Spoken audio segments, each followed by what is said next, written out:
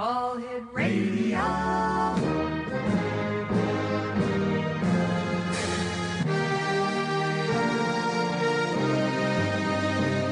Welcome to the X Zone, a place where fact is fiction and fiction is reality.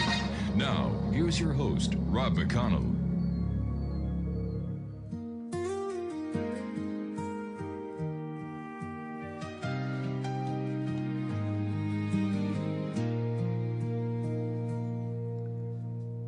Three times the thunder crossed the sky.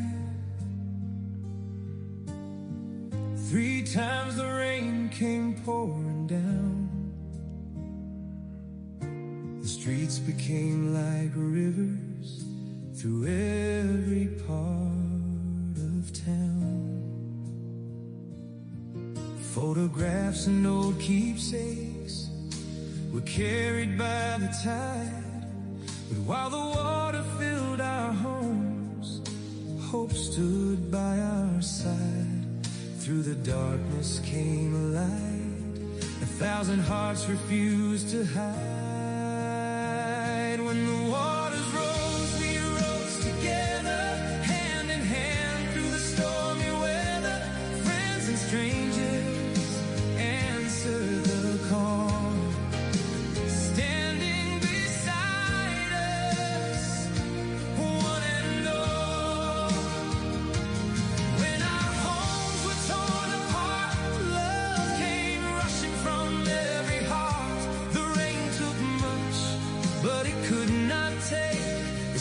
Of the love that neighbors made. Firefighters, police and medics working through the longest night. Veterans and volunteers came to help us make things right. With shovels, pumps and open arms, they walked through every door. They lifted what was far too heavy and carried it once more. No one asked who you might be. They only saw a family in need. When the waters rose, we rose together, hand in hand through the stormy weather. Friends and strangers answered the call, standing beside us, one and all. Torn apart, love came rushing from every heart. The rain took much, but it could not take the strength of the love that neighbors made.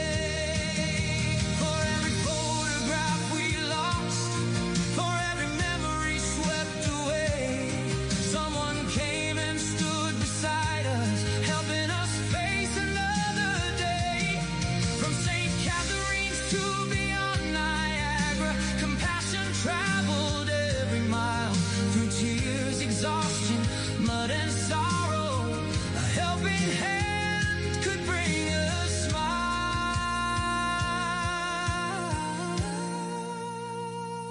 When the waters rose, we rose together, stronger than the stormy weather. Every hero who answered the call reminded us that love conquers all. Though the road ahead may still be long, together we will carry on. The rain took much, but it could not take the hope and love that neighbors make. To every heart and every hand, to all who helped us make a stand. Our homes may change, but one truth remains. Love will rise above the rain. Thank you, friends. Thank you, neighbors. St. Catherine's will rise again. And that is When the Waters Rose in St. Catharines, a dedication to all the volunteers and wonderful people who helped so many here in St. Catharines after the horrific rainstorms that we had a couple of weeks ago. This is the X Zone. I am Rob McConnell, coming to you from our studios in St. Catharines on the CanCom Broadcast Network and your hometown radio, Classic 1220, CFAJ AM, streaming us at classic1220.ca. If you'd like to send me an email, xzone@xzoneradiotv.com, and on all social media sites, Xzone Radio TV. Just a reminder that all the songs that you hear here on the X Zone are exclusive to the X Zone, and if you'd like more information, all you need to do is go to rammusic.ca. That's RAMMUSIC.ca, and all the songs are performed by Ram. X Zone Nation, tonight we welcome a good friend of the X Zone. He is an author, researcher, and investigator whose curiosity has taken him deep into the realms of mystery, metaphysics, and the unexplained. Jeff Danelek is the creator behind Our Curious World, a platform dedicated to exploring ghosts, UFOs, reincarnation, cryptids, spirituality, and many unanswered questions that continue to fascinate humanity. With a body of work spanning books, articles, and decades of research, Jeff approaches the paranormal with a rare blend of open-mindedness and critical inquiry. Yeah, right. All depends on how close he gets to Bigfoot, I guess. Whether he's examining what happens after we die, investigating the possibility of extraterrestrial visitation, or analyzing the nature of consciousness itself, Jeff invites readers and listeners to think deeper, question assumptions, and entertain the extraordinary. Tonight we're going to be diving into some of the biggest mysteries he's explored and gain insight to why these topics continue to captivate millions upon millions upon millions around the world. Joining me now is Allan Danelek, whose website is ourcuriousworld.com. And Jeff, welcome back to the X Zone. Hey, Rob. Great to be back. Thanks for having me on. Always a great pleasure, my friend. Hey, congratulations on your new book that's coming out, Ghosts Explained, and it's published by our friends at Llewellyn. Tell us about it. Yeah, well, back in 2004, I think, I did a book called The Case for Ghosts, and that went out of print about 10 years ago. And I got a hold of Llewellyn, and I said, hey, you guys interested in maybe doing an updated version of that book? And they went for it. So it's got a lot of the original material that was in the first book, but it's also got a lot of new stuff. And it's just been kind of an extensive rework, and I've really enjoyed doing it. Well, congratulations, Jeff. You're a hard worker, a dedicated researcher, and I'm always so happy to hear that you're actually, continuing your work and getting the knowledge and the information that you've gathered in such a professional manner. So congratulations again. Well, thanks. Actually, I was out of publishing for quite a while, so it's kind of nice to get my feet back into it. Jeff, for the first listeners who may be joining you tonight here on the X Zone, tell us a little bit about who Jeff Allan Danelek is. Oh, all right. I'll do my best. So I'm basically a graphic designer by profession. I recently retired. And I picked up writing probably about 25 years ago. And I'm kind of a late bloomer, I guess. And I'm a Navy veteran. What else am I? I'm just a curious person, and I've always really wondered about these things ever since I was a kid, and it's kind of fun to be able to turn that into books and podcasts and things like that in later life. As an author, Jeff, how do you decide what mysteries or subjects are worthy of the deep investigation that you put these topics through? Well, really, I just kind of go by instinct. If something is interesting to me for a while, I'll just search the heck out of it. I look at trends too a little bit. I want to see what is kind of happening right now, what's kind of popular. But I don't always follow that. It really has to be something that I haven't explored before, or I can find a new angle to it, and then I can really turn it into something useful. What do you think draws people so strongly after all these years to the paranormal and the supernatural? I think people just realize that there's more to life than just this one earthly existence. You know, you're just born, you live your life, and you die, and that's it. People have always been interested in the bigger questions. You know, what's really out there? What happens when we really die? Is there an afterlife? Are there ghosts? Are there demons and angels and all of these things? And it's always fun to explore those questions. And I think it shows that we just are not willing to accept the standard materialist answer that this life is all there is. You know, speaking about ghosts, Jeff, you've written extensively about ghosts. What evidence do you personally find most compelling that something actually survives physical death? Well, I think it all comes down to the question of the origin of consciousness. Where does consciousness come from? And that's been the hard question that scientists have been trying to answer for years. I really understand the whole idea here is that consciousness isn't something that originates within the brain. The brain is actually a receiver of it. So I see consciousness as a field that we kind of tap into with our brains. And since each brain has a unique pattern to it, it interprets that consciousness individually as individual personalities. To me, if that to me is the biggest evidence of a post-mortem existence. Ghosts, I think, are just one manifestation of that. When do you think consciousness actually starts in the human body, or in the human mind, I should say? Well, as the brain develops in utero, I think it eventually develops a capacity to serve as a receiver. But I think that I think when you're born, you're conscious, but that consciousness manifests itself as a personality as you mature through childhood into adolescence and finally adulthood.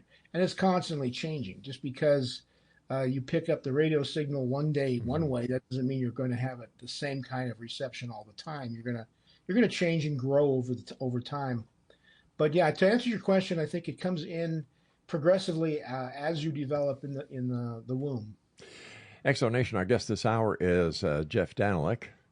He's the author of a new exciting book entitled Ghosts Explained, and Jeff and I will be back on the other side of this short break as we continue investigating the world of the paranormal and the science of parapsychology right here in the X Zone, Monday through Friday from 10 p.m. Eastern until midnight on the CanCom Broadcast Network and your hometown radio, Classic 1220, who not only broadcast the X Zone every night, Monday through Friday, on the AM band at 1220, but they also stream us around the world on classic1220.ca. For more information about our guest this hour, Allan Danelek, visit his website, www.ourcuriousworld.com. And Jeff and I will be back after this short break. Don't go away.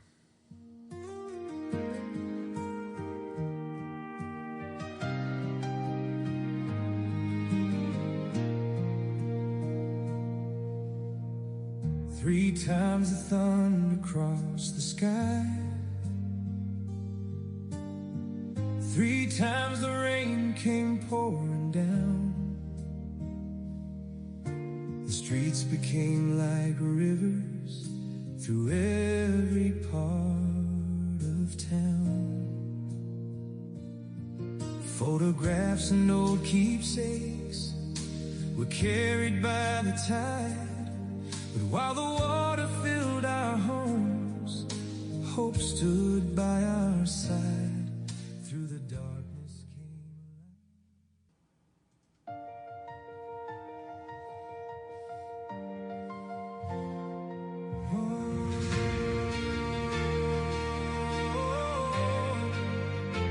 one man,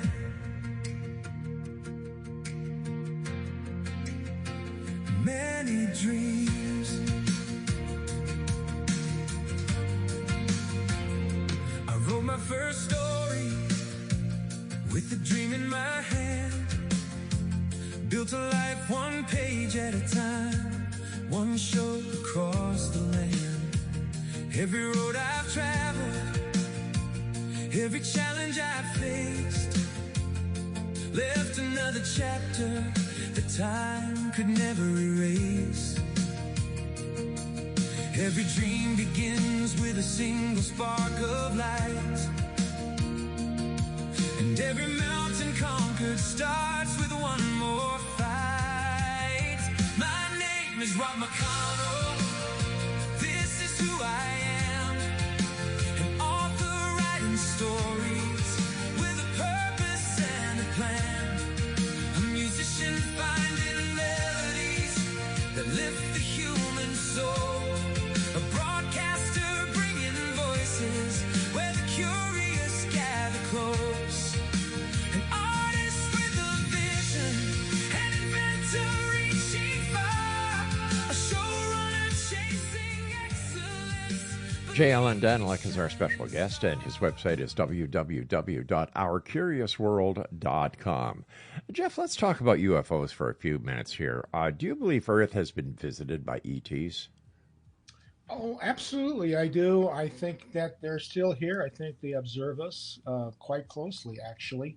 I don't think that every light in the sky is a flying saucer, but I do think that they're keeping tabs on us, seeing what we're up to. What do you think is taking them so long to finally make full and, unconditional contact? Well, I think that it would really kind of be a mistake to do that, honestly, because if we were studying an indigenous culture somewhere, the worst thing we could do is let them know we're watching them, because it changes the whole dynamics of what's happening. So I think they're hesitant in that respect to actually change to mess up with the experiment. Let me put it that way. But I also think that they can make themselves known in very subtle ways to the right people. And I think at some point they will finally let us know that they're out there, but it's going to be very subtle. It's not going to be flying saucers landing on the White House lawn or anything like that. It's going to be much, much more subtle than that. Yeah, well, I know for a fact that flying saucers would not, land on the White House lawn because there's no more place there. Yeah, they tore it all up. Yeah, they tore it all up, and mind you, that'd be a neat thing for President Trump to do is, put a flying saucer pad on top of the new, what's he building over there? A new ballroom. Yeah. Well, I would actually think that's a great idea if they come and just take him back to his home planet.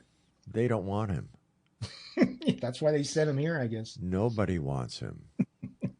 I am told by very good sources that God and the devil are having a shoving contest to see who takes him. They might just reincarnate him. I don't know, as a janitor or something.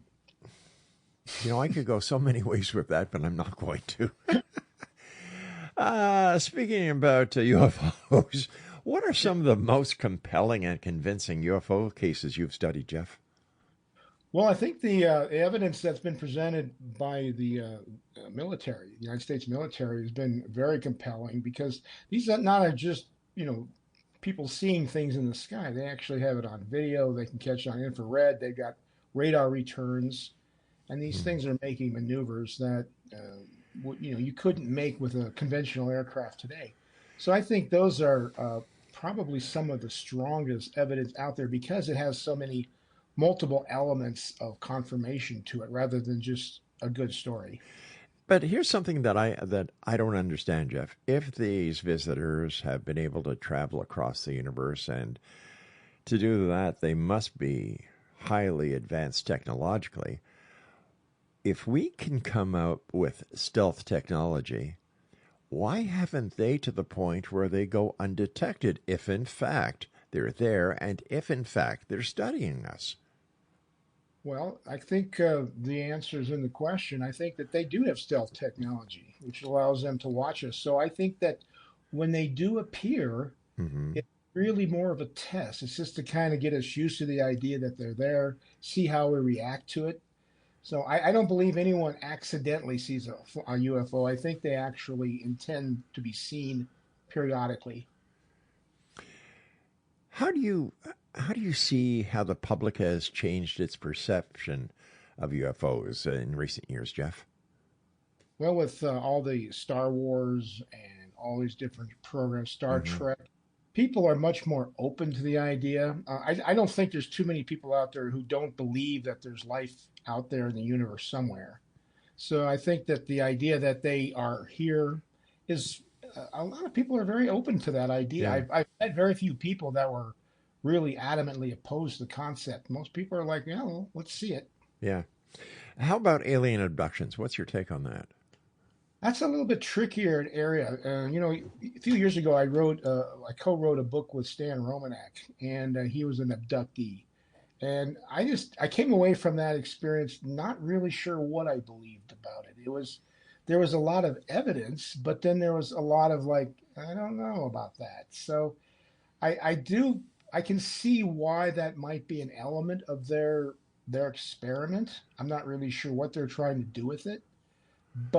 And you don't know what different groups of aliens have up their sleeves. Some of them might have very different reasons for doing things than other groups do. So what my kind of take on it is I'm open to the possibility, but I'm just not 100% convinced that these are actually happening. Well, what was the most intriguing part of Stan Romanek's alien abduction that you found when you were doing the book with him? Well, I was interested in some of the post-abduction things that happened. Like he had blown out his knee, and he was all swollen, and it was in a cast, and he was going to go and have it operated on. And he apparently got abducted. Now, remember, he doesn't remember the abductions himself, so it's kind of curious. He doesn't have any memories of them, but he just finds himself standing outdoors, outside in the middle of the night, in his underwear, wondering how he got there. Anyway, they went to the doctor, and the knee was completely healed. The cast that he had been wearing on it was out in the yard, burned to a crisp. And those are the kinds of things that happen. You just got to kind of wonder what is going on here. I still to this day figure out how he could have done that. If he's pulling a hoax, and he has like the recordings of the doctors talking to him about this. So I just don't see how he hoaxed it if he did it. Is it possible that? Well, here's the strange thing. How does he know he's been abducted if he has no recall? Well, apparently they have ways of letting him know that they're doing this to him, but he doesn't remember the actual event. So he hears voices in his head. Well, I don't know if he got that, or I'd have to go back over my research and see how he got that information. But a lot of it, I think he was assuming it was them because of the other things that happened in the afterwards. Such as? Well, for example, if they didn't want him to take a particular medication, find the bottle of medication on his counter melted. The whole bottle is melted. And did you see any of these melted bottles? Well, he would have photographs of them. I didn't physically see the bottles in my hand. I see. But he was very good at recording a lot of this information. And, a lot of people say, well, he hoaxed the whole thing. But as I got to know the guy, he just didn't strike me as the type. Now, I could be fooled like anybody else can. But he didn't strike me as the type that really had the wherewithal to do this on this scale. But who knows? Yeah. Did he have any recall of being up in a craft? Did he undergo any hypnosis to further investigate his alien abduction? Yeah, there was a whole group of investigators that came along, and he went through hypnosis. He would channel these entities, apparently. And he would go on in great detail about what's happening. And it was always very fascinating to me. Nothing was really specific enough that you could double check it against anything, but it was really interesting. And these are people that were professionals, professional hypnotists, people like that, not just hobbyists that were investigating this. And it made a whole book out of it. And, if anybody's still interested, I think it's still out there under Llewellyn's banner. It was something that was very life-changing to me because I just could not figure out how this was happening, or if he was faking this, how he was doing it. It drove me nuts. If the ETs are out there and if they are watching us after 2000, 2,000 years at least where there's mention of lights in the sky and visitations from those above, and in, very, very strange craft. 2,000 years and they still don't want to make their presence known to everybody? I find that a little strange. Well, of course, there are stories of them appearing to ancient cultures. That's, there's a whole ancient aliens thing is all about that, where they apparently appeared to people in the past, gave them certain technologies, things of that nature. But I think you got to think about it like from an anthropologist standpoint. If you were going to travel to another planet that had a civilization on it, intelligent life, you would probably just want to watch and catalog it rather than interfere with it. Now, we might because we're humans, but other alien races might be a little bit more evolved than that and just kind of keep a hands-off approach for the most part. In fact, I think that there's a good chance that aliens are actually guarding us, making sure that more malevolent races out there don't get their hands on us. So we might even be under their protection. Based on the experience that you have and the research you've done on UFOs, ETs, alien abductions, and so on, Jeff, do you think if the time came where there was going to be a nuclear exchange that would devastate this entire civilization that we call humanity, do you think they'd step in? Boy, I don't know. That's a good question. I believe they probably would. I really do. I think if they could see that it's at that point that they may need to do something or else just watch the whole experiment go up in smoke. I really think they would do it. But again, that's just an opinion. I have nothing to back that up with. J. Allan Danelek is my guest of this hour, X-Zone Nation. His website is ourcuriousworld.com. He's got a new book out under Llewellyn's banner. It's Ghosts Explained, and it's available at llewellyn.com and online stores everywhere. This is the X-Zone. I'm Rob McConnell. Jeff and I return on the other side of this break. Don't go away. With a dream in my hand, built a life one page at a time, one show across the land. Every road I've traveled, every challenge I've faced, left another chapter that time could never erase. Every dream begins with a single spark of light, and every mountain conquered starts with one more fight. My name is Rob McConnell.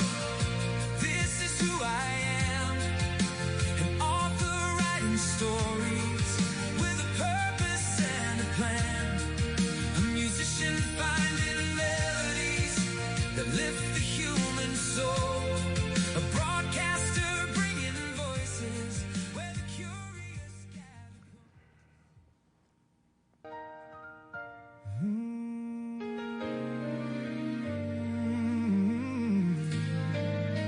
The warning in the smoke.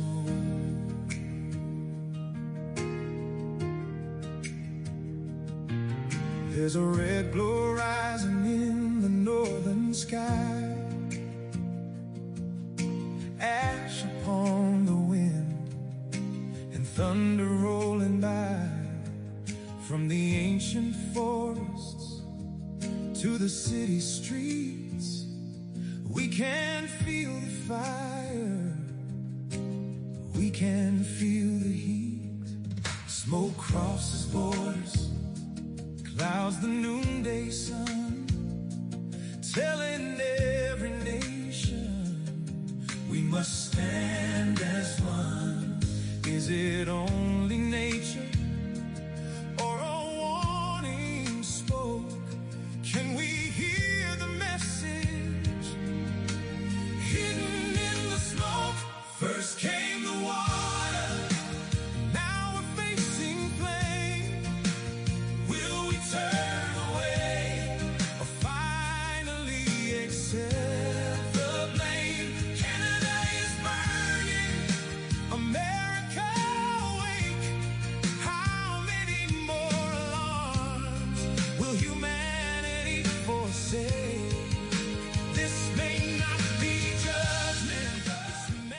And welcome back. Jeff, yeah, I understand you've also studied the afterlife. And based on your research and the books you've done and the interviews you've done, what do you think happens after we die?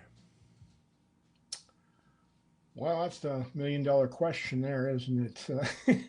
I believe that we create our own reality on the other side. So whatever you believe when you die, if you expect to see God or heaven or something like that, I believe that you will actually create that or manifest that reality to you. So I think that when you do pass, that unless you decide to become a ghost and just kind of be stuck here on this plane, that you do just enter into a realm of peace and light, and no judgment, but you do have a life review. I think that you do sit through kind of a review of what you did on this planet while you were here, both the good and the bad. And it's not a judgment; it's just kind of a report on how it went, and you actually feel what other people felt from you. So if you gave out love, you feel that love back. If you gave out a lot of anger and nastiness, you feel that. It's kind of up to you. How did you come to that conclusion or that hypothesis? Well, a lot of the NDEs seem to move in that direction. They noticed that people who were, say, strong Christians tended to see Jesus, and people who were atheists, like never saw Jesus. So it really seemed to be whatever it was that you tended to believe before you passed. It's like Muslims, for example, they will see Muhammad or Allah, and scientific people, they just have maybe a presence around them. They don't really identify it as a deity. So that's where I got most of that from. It seems to be very consistent through a lot of reports. Jeff, I'm going back. I've been doing this show now for 36 years. And we were doing some research on past shows, and it seems that 36 years ago, near-death experiences weren't talked about a lot. What do you think changed everything? I think that the whole culture has changed. I think people are much more open to these things now, where back in the 70s or 80s, if you talked about near-death experiences, people looked at you like you were nuts. And now it's so common that people don't even really think twice about it anymore. I think that just demonstrates kind of a type of spiritual maturity that the world is going through, that they're more open to these things than they used to be. Could it be the thirst of people to want to believe there's more to this existence, that life goes on after death? Well, that's always the old scientific argument, is that you're creating this afterlife because you fear death. You don't want to be extinct. However, I thought about that, and I thought, the fact that we desire to be immortal is no different than is the desire to be loved or to be wealthy. All the things that we desire, that we wish for, actually do exist in reality. So I don't know why immortality would not be on the list. How do you balance being open-minded with maintaining critical thinking when researching such topics? Well, I'm aware of the fact that people have extraordinarily good imaginations, or they exaggerate or things like that. And there are people out there who are just having fun. They want to hoax you. So I'm always very careful with the stories they tell me. So when I'm listening to someone or I'm researching it, it's not just a question of their story. It's how do I feel about them personally? Do they strike me as being authentic? Do they strike me as being someone who's prone to imagining things? And you just kind of work it instinctively. You just kind of trust your gut instincts, if you will. You've written and researched about demons and the darker side of the paranormal. Do you think that malevolent entities truly exist and that there is such a thing as demons and demonic possession?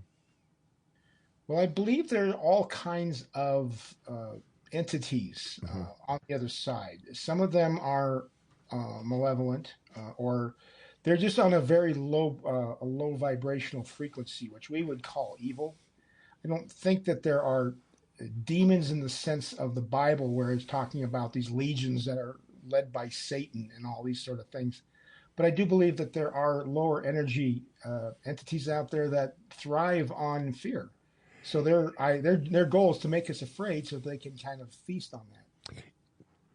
You know, I've always believed that existence is a binary existence, zeros and ones. For example, you've got good and you've got bad. You've got up, you've got down, you've got in, you've got out, you've got, you know, dog, cat, and the examples go on and on and on. Is it possible that we needed to create a negative, darker side to explain the bright and beautiful side? Well, we do live in a world of contrast. You can't have good without bad, or hot without cold. So I don't know if it's something that we've created or if it's just a way of trying to explain why these things happen. I do think people tend to blame the paranormal for a lot of human wickedness instead of taking responsibility for it. But for the most part, I think it is a real thing that's out there, and you just got to be careful with it.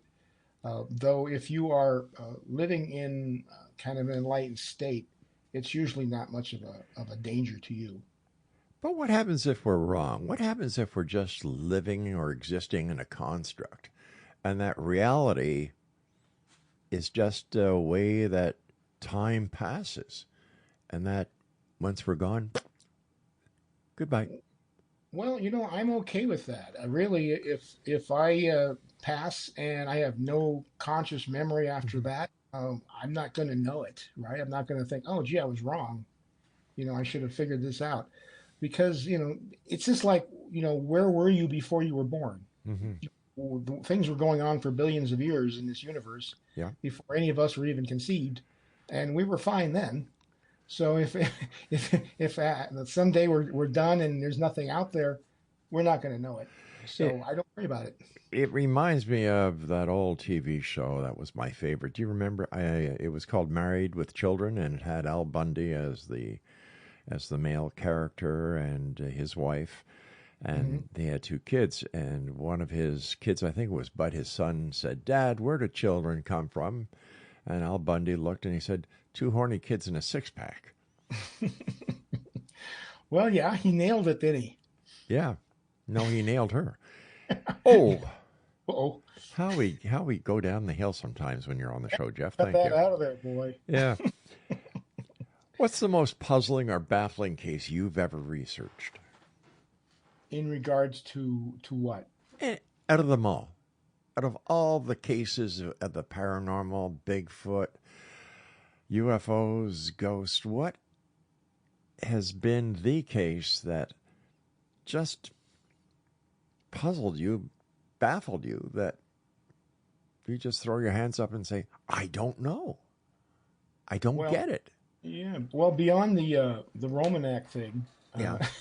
I think that I'm fascinated with Bigfoot. I think that the Gimlin film, the Patterson Gimlin film, is a source of constant fascination to me, and I see this bandied around back and forth. In fact, I have a YouTube channel, and I did one on the Patterson film, and that got like more hits than all my other videos combined. So there's people out there that are really interested in this stuff. But why? I don't know. I think it's because, first of all, it's a local phenomenon. It's something that's happening in the United States and Canada pretty commonly. So it's not like it's something that's, in some foreign land. But I think it's also something that it's kind of almost a primordial fear we have of something in the woods. There's something out there watching me. And Bigfoot just really fits the bill for that. And so I just think that people, even if they're not really into Bigfoot, I still think they have an interest in it just because it's such like a boogeyman to them. And they just want to kind of know if there's really something like that out there. But wouldn't you think by now there would be proof of the existence of Bigfoot that could not be disputed? Like there'd be a dead cadaver somewhere. We'd be able to scrape DNA off and get proof positive that this is Bigfoot. But even with all today's technology, tracking devices, cameras, and webcams all over the place, trail cams, nothing. What does that tell us about Bigfoot? Well, I think it tells you that we're not dealing with an animal here. We're dealing with something more like a human, a primordial human.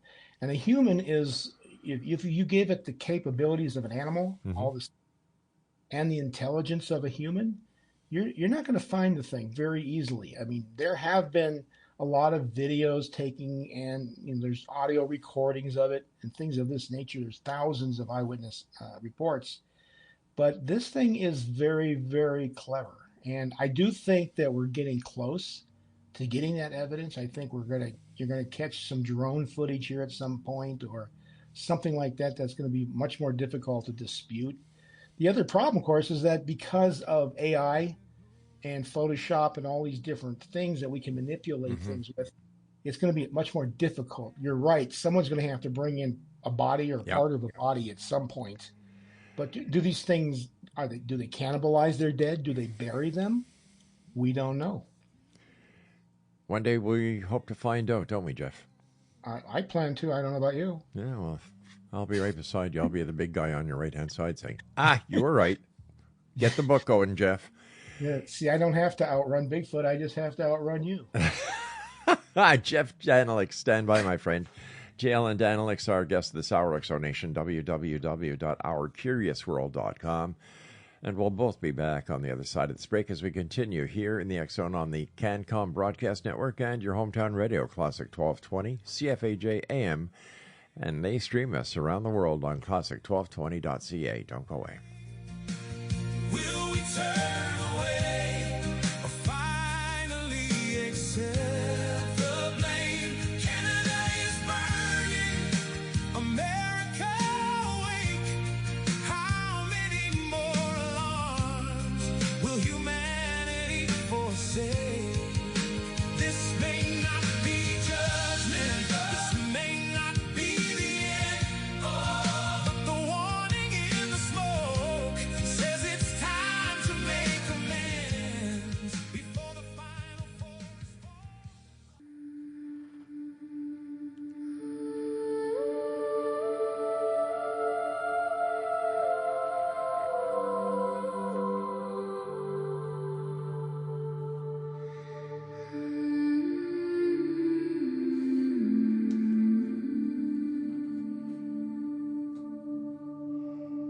There's a whisper in the silence when the final breath is near. A gentle hand beside you, calming every fear. The room grows soft with shadows as the earthly chains grow light. And somewhere in the distance burns a warm eternal light. Beyond the veil, beyond the night, past the sorrow into the light. Guiding spirits softly call. No one ever walks alone at all. Through the doorway, hearts set free. Past what was to what will be. Beyond the veil, we all must go. To the great unknown. J. Allan Danelek's my guest. And Jeff, thanks very much for joining us tonight. Always a great pleasure. And congratulations on your new book. And it is entitled Exonation, Ghosts Explained. It's published by Llewellyn and available on all online bookstores. Something that my producer brought up during this short break we just had is that it seems prior to Star Wars and what was the name of the Bigfoot thing there? Chewbacca? Yeah, there's Chewbacca. There were very few Bigfoot sightings. Well, and we are encroaching on their territory. So you would think that as we move into the forests a little bit, you're probably going to encounter them more and more. I hope so, because I would love to know that all these people who've made these reports were actually seeing something and that Bigfoot does exist. Just like I would love for the day where extraterrestrials are proven to be a reality, as well as UFOs and the other mysteries that you write about, Jeff, because humanity deserves to be right. We get so many things wrong. It's about time we get things right. Yeah, you accidentally get something right, So I'm just saying that, hey, anybody out there who does see Bigfoot, just remember one thing is don't scream like a girl and run off when you see it, because, stay and take the picture. And then send it to Jeff at your Curious World, ourcuriousworld.com. Yeah, send it to me. I'll take a look at it. You're a charlatan at heart, you know that, right? Possibly. But I respect you, Jeff. I respect you. In your opinion, Jeff, what role does consciousness play in the paranormal? Well, consciousness is what gives you the ability to perceive it. Without this ability to kind of look into ourselves and think about our place on this planet, we don't really have the ability to ponder these kinds of deeper questions. That's why you're not going to talk about the paranormal much with a goat or a cow. They just don't have that capability. But I don't know about that. No, what about cattle mutilations? Excuse me, Mr. Cow, what happened to you there? Well, my main suspect are the other cows. Ah, you see. Nobody ever thinks about that. They just assume the cows are all innocent. That's right, but my question is, how would the cow hold the laser that people say are responsible for the very intricate surgical lines that they find on cattle that have been mutilated? And here's a further question. If, in fact, laser beams were used, is that mutilation or surgical exactness? Well, if you ever had a bad doctor do a botched operation, yeah, it's mutilation. Yeah, that's true. All right, scrub that one. The cows are much more clever than we think they are. Jeff, I'm not going to touch that one. No way. No way. More dangerous. More dangerous, that's right. How do you respond to skeptics who say all paranormal experiences can be dismissed as misinterpretations? I say, welcome to your opinion. I'll be glad to have a debate with you about it if you want to talk about it reasonably. But if someone isn't convinced that this is true, you're not going to probably talk them into it. They're going to have their own experiences, or something's going to have to happen where it kind of shakes them up a little bit. That's why I like ghosts, because people who see a ghost, they said, I didn't believe in ghosts, and then all of a sudden there was one in front of me, and now I believe in them. How many people do you think are actually witness to a ghost when they're a skeptic? Oh, I think that probably the majority of people who actually encounter a ghost either didn't think about it beforehand or didn't believe it beforehand. Now, people who go on ghost hunts and things like that obviously are a different group. Or are they ever? The average person who runs into a ghost was just someone cleaning up after work or walking through the house without expecting to encounter something like that. So I think a big percentage of people who see a ghost are very, very surprised by it. I was watching a movie last night called Ghosted with Ricky Gervais. It's a hell of a good movie. It's funny, but it's good. It brings a question: can certain people actually see ghosts, communicate with ghosts at all times, and how does the reality change having this ability? Well, I do believe that anybody can really communicate with the paranormal if they really try hard. It takes some work. You have to kind of develop those abilities. There are people who have done that where they weren't born with the natural ability to perceive these energies, but they developed them over time. It just takes a lot of work, and to me, it's more work than it's worth, but there are people who do it all the time, so it can be done. Jeff, if you could solve only one mystery conclusively, which one would it be and why? How did Donald Trump get a second term? But I've tried to be so good this hour. I have tried so hard. There's no way to answer that mystery. Oh, yes, there is. Oh, yes, there is. Well, what is it? Oh, You got a lot of rednecks that get drunk a lot, and that forms MAGA and a number of the Republicans out there. That's right. But hey, we'll see what happens here. I'm looking forward to November. Well, here in Canada, we're looking to see what happens at Friday night going into Saturday with all these tariffs that are supposed to be under negotiation. It's funny because he came out today and he said, "We've got a deal." And our prime minister said, "No, we don't." Where have I heard that before? That sounds familiar. It does. It does, doesn't it? It seems to, what do they call it? Taco? Taco, yeah. What's that for? Yeah. Trump? Yeah.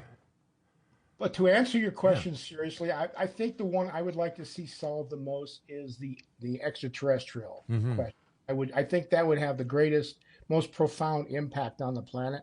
And I think that would be the one that I would like to see solved. That would be that is the number one. I have to agree with you there.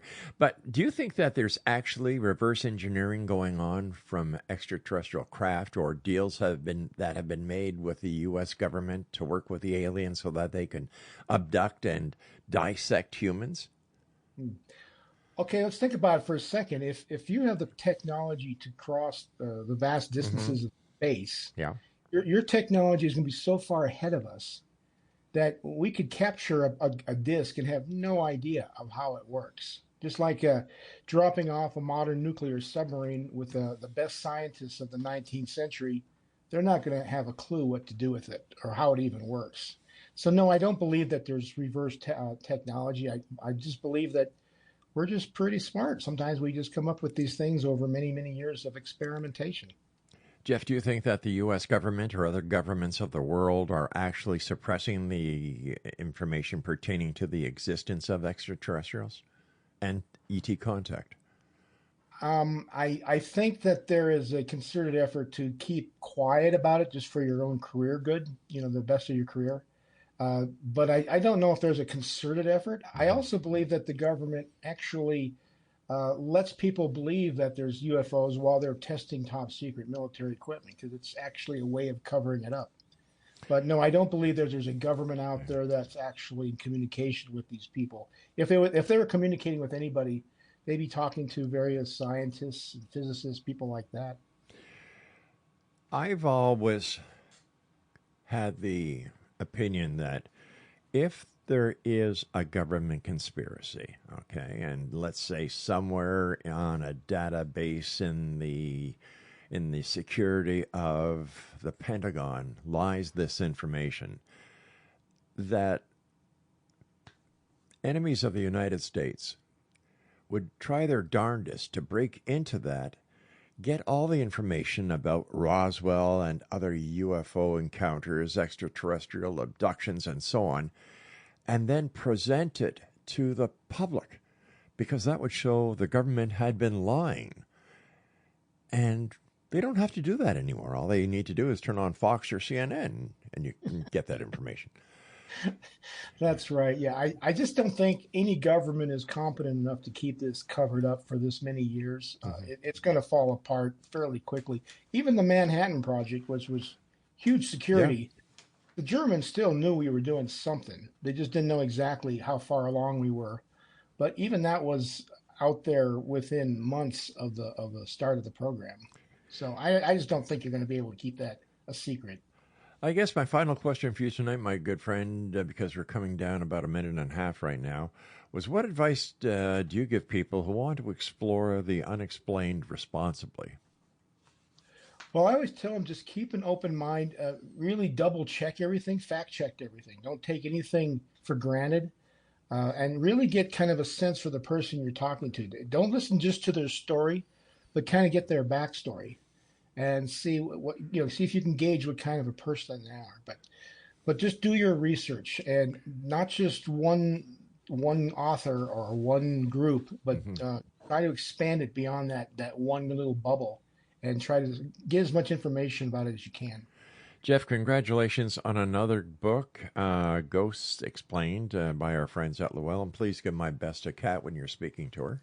I will. And as always, I look forward to the next time you're with us, Jeff. And just just keep on going, my friend, because you are one of the very few people out there who do what you do as an author and as a researcher very responsibly, and I respect you. Well, thank you. I appreciate that. And hey, I really liked your music. All right. Thanks a lot, Jeff. Take care of yourself. And Exxon Nation, if you'd like to find out more about our guest this hour, J. Allan Danelek, as he likes to be called, especially on checks that you can write him, visit www.ourcuriousworld.com, where you can find out other great books that Jeff has written. So that's it for this hour, Exxon Nation. I will be back on the other side of this short break as we continue here in the X Zone with yours truly, Rob McConnell, from our broadcast center and studios in St. Catharines, Ontario, Canada, on the CanCom Broadcast Network and your hometown radio, Classic 1220 CFAJ AM, streaming us at classic1220.ca.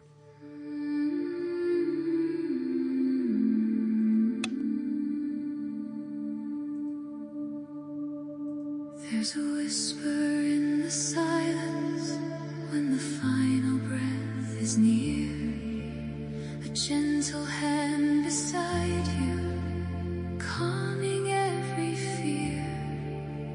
The room grows soft with shadows as the earthly chains grow light, and somewhere